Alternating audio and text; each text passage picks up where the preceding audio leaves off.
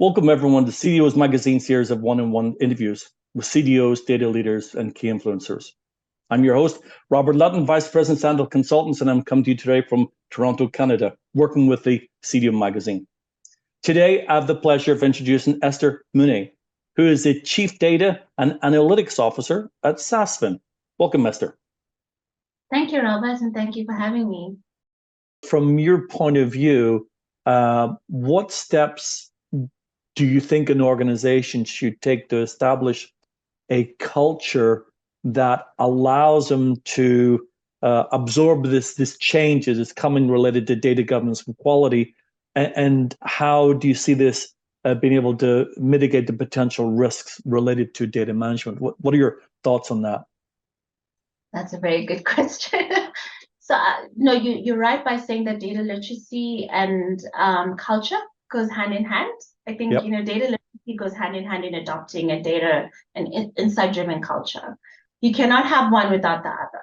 Right. I think we spoke about having top management support. I think that's buy-in is very, very crucial. And, I often say buy-in is not just, it's not about them talking the talk. It's really about them walking the walk. I often say, I've seen decision makers say, give mandates and say we must use data, and they agree that data should be used, but they're not leading by example. Right. It actually doesn't work. So buy-in is not just about creating that mandate, but it's also them really, really utilizing and walking that walk.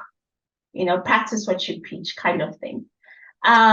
So it's also important to hold them accountable. I think accountability and ownership around that is so key. I mean, we've gotten to a point even at a board level, we're holding ourselves accountable of how we are making those decisions. Are we making decisions based on data and insights? And it has to start from there, and then it can trickle down.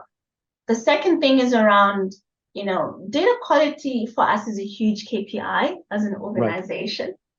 Right. And one thing we've realized is that, you can always keep remediating the data. If you have bad data quality, you can go and you can fix it.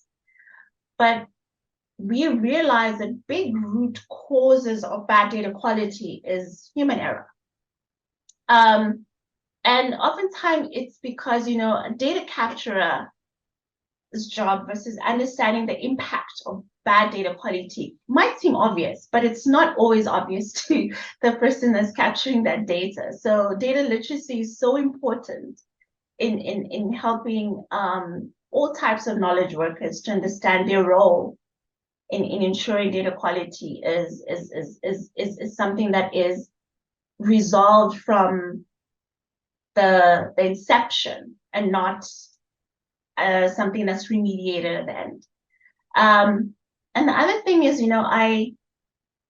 I went to a conference again about a month ago, and somebody said something interesting. It was a saying by a guy called Danny Kahneman. Okay. He said, no one ever made a decision because of a number. They need a story. Right. Right? It's about the story, the context behind that number. So it's also important to empower not only our business stakeholders and business users around data literacy, but also technical specialists around how to communicate the insights in a way that will be understood by business audiences. And also empowering those business users and data consumers to see a story when they look at a report or a dashboard. Because you can create these beautiful dashboards with great insights, but if they cannot interpret those insights, it doesn't matter. Right. It's very important that behind data literacy is the ability to also tell the story, interpret and see the story when they look at the reports and numbers and data. The other thing that's key for us, I think, with the global shortage of data skills and resources, what I'm often finding is, we are asking expensive resources that are currently in high demand in the market. Rudimentary work. We're having people ask expensive resources to pull data extracts something that a business user can probably do for themselves with the right skills. And, through emerging technology, self-service analytics and self-service BI is becoming a reality. And so data literacy is really important in order to empower the business users to be able to use the self-service capabilities, to be able to do a lot of these basic sort of, I feel, foundational type of work and be self-reliant so that the data specialists are focused on the more advanced type of work. And also, I think data literacy stimulates innovation. It improves the chances of you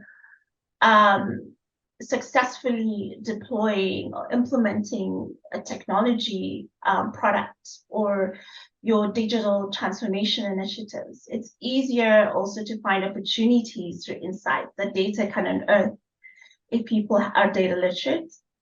And the other thing that's also key, which touches on the comment around data storytelling, is speed to insights and speed in deployment of data initiatives. We often find that adoption to data products and data solutions can be quite slow. And this is this is really because of the back and forth between business and data practitioners, because they're not speaking the same language. They're not able to bed down the correct data requirements. Usually it's because of two things. Business doesn't know how to articulate the requirements that they want. And then the data specialists are not able to ask the right questions from business to extrapolate the right requirements. It's a two-way thing. So I think that data literacy can bridge that gap, which then for me, I'm seeing that gap, if it's closed or it becomes smaller, we're able to deploy solutions faster. Businesses able to adapt to solutions quicker. And we also tend to, if you look at the evolution of technology and just evolution of business and innovation in general, there's now a huge focus on the client, on the consumer. Before it was about the product, it was about the self-service offering. But now we're saying, how do we meet the business, the client's needs, the client's wants with the products and the offerings that we have? It's not saying, how do we build products and then push it out and see if it's going to be, if people will, be attracted to them or not. So, we pride ourselves as Sasfin at building relationships with our clients. I think we really do well in that, but we want to also, also bring in the understanding of client behavior, understanding our clients' change in behavior through data and client intelligence, basically. And with the markets changing all the time and a drastic pace in which systems and technologies evolving, it's important that we have to keep up. And becoming data-centric can be very, let me say, difficult if you don't have your people also moving at the same pace.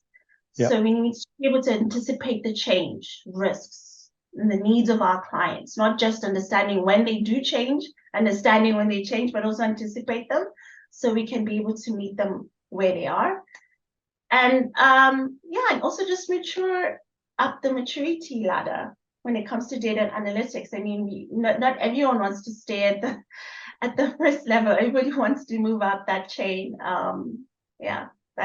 That's what I can say about that. Esther, lots of good stuff there. And I really love the data literacy enables innovation. I think that's not talked often enough, and which is a key enabler for organizations to invest in data literacy. On behalf of the CDO Magazine, I'd like to thank you for your time today. I also know that you know Nolly as well in South Africa, and you are on several events and committees with her, and the entire team there that is growing the role of the CDO and doing the great work that you're doing in South Africa.